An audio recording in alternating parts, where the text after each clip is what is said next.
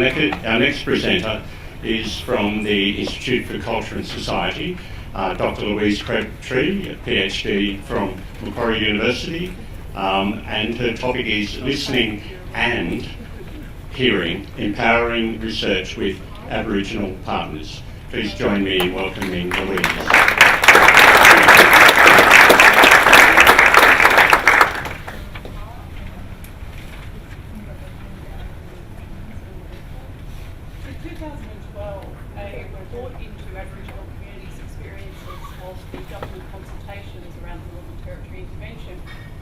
Situation of listening but not hearing. Despite extensive consultation, community felt that their knowledge, experience and voices were not being heard. They felt that government was listening but not hearing. Today I'm going to talk about housing research to show some of how we can start to hear better and what can happen when we do. So home ownership is seen as a cornerstone of the Australian dream. Around 65% of Australians own their homes. But in Aboriginal and Torres Strait Islander households, that falls to less than 40%. So there's community and government interest in trying to close that gap. On that basis, in 2009, in response to community interest and with community funding, I set up a multidisciplinary team across 2 universities to look at how appropriate ownership options can be developed on Aboriginal lands. I was vital in this that Aboriginal voices were heard. So to enable that, is that not working? So to enable that, we set up an engagement framework that combined multi-state advisory groups of senior Aboriginal community and policy leaders with the lived on-the-ground experience of the local community partner organisations. Together, they told us how to set up a flexible methodology of research tasks that could change and adapt according to context. And it was vitally important that they could, because as one of the Aboriginal researchers that we employed on the project told us, for a lot of Aboriginal communities, starting to ask people if they want to own their homes is a little bit like me coming in here today, looking at you all sitting comfortably and saying, can I get you a chair? People are going to wonder why I'm asking that question. I've got to wonder why I'm asking that question, and I need to know the context in which I'm asking it. In the Northern Territory, that meant understanding the complexity of the intervention, which is why we drew these 2 diagrams of housing management on the town camps before and after the intervention. Now, I don't want you to try and focus on the details, just so you can see the increase in complexity. Imagine being a community member trying to negotiate and navigate this when what you really need is just someone to come and fix your toilet. So this was the context in which this question was being asked. In addition to that complexity in those diagrams, the partnership created a diverse range of co-created outputs, including a lease, financial modelling, a decision-making tool, project reports, papers, and a series of joint national and international conference presentations. But more importantly, what it created was the capacity to actually hear the answers properly, in addition to the questions being asked the right way.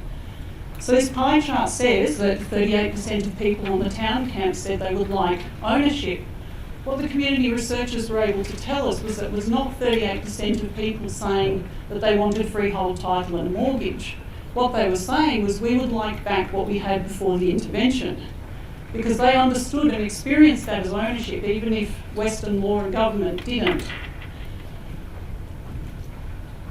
So without community partners there, it's possible that we wouldn't have actually been able to get that data. And if we had, it's almost certain that we would have misheard that as people saying, I want freehold title and a mortgage, which would have been calamitous for community if it had been taken up and implemented as policy. So to the impact and future of the work, firstly, last year these diagrams were actually sent to the Northern Territory Government by Tamandura Council as part of their submission into the government's review of housing management on the town camps, and as a result, the contracts were awarded back to community-based organisations for both repairs and maintenance and tenancy management after 8 years of turmoil on the camps.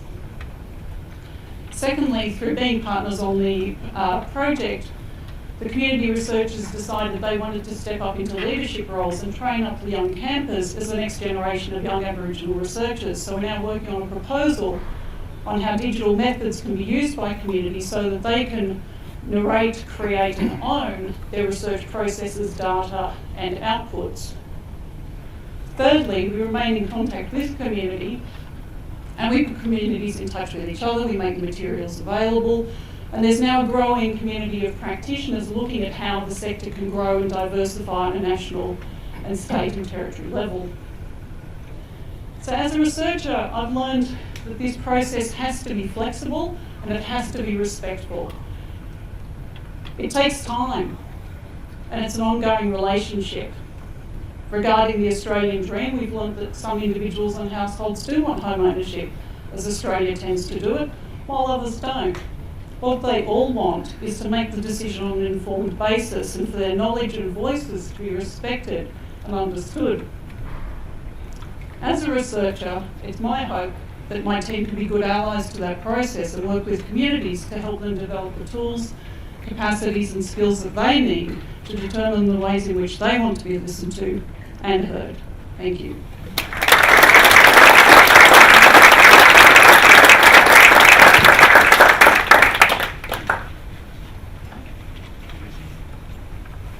Thank you. A question from the audience?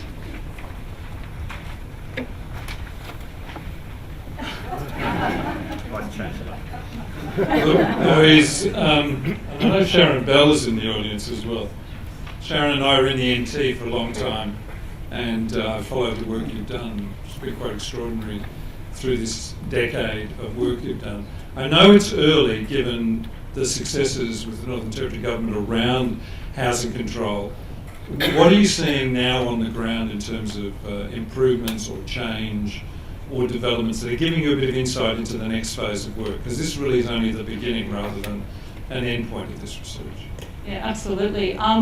Some of the most exciting stuff, I think, is the development of both a national and a territory-based network of Aboriginal housing providers. So they're actually forming a sector and getting a collective voice. So, which is kind of that third point, I guess. So there's starting to be a discussion around the crucial need for Aboriginal control and self-autonomy in this space, and that actually translating into capacity building and recognition of what training people need, how this looks different in different circumstances. It's not a one-size-fits-all. So, and that's happening beyond the Northern Territory now as well. So I think that's the most exciting thing, is starting to see that discussion and that sense of we need to collectively develop our voice here and to be taken seriously. Imogen. Louise, I'm really interested in how you managed to form the relationships that allowed you to go forward in the process, because obviously working with Aboriginal communities when you're not Aboriginal yourself has a lot of complexities. Can you tell us a little bit about that side of the project? Certainly. That's what started kind of here. I started giving talks in community context, so people had heard what I was working on, which are these models of resale restricted home ownership. And I started being invited to speak at AGMs or church halls or what have you. And people would hear about that and then go and talk about it, and then come back. And so the project in 2009 was actually the result of those conversations and the sector saying, yeah, we're actually really interested in this. And then there was a series of really informal through to semi-formal discussions at dinners and cafes and more community centres and so forth, that then translated into the work being proposed and getting funded.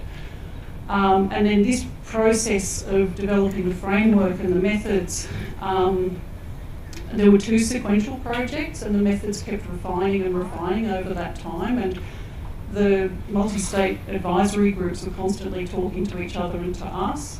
And at the same time, we were getting to know people on the ground. And so by the time we were doing the case study work, people knew who we were, they knew the project. We still had to present to community leaders, and we only worked where community leaders had endorsed the project.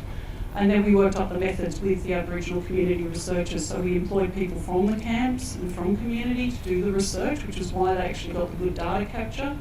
They got over 53% survey response rate, which we never would have gotten if it was us.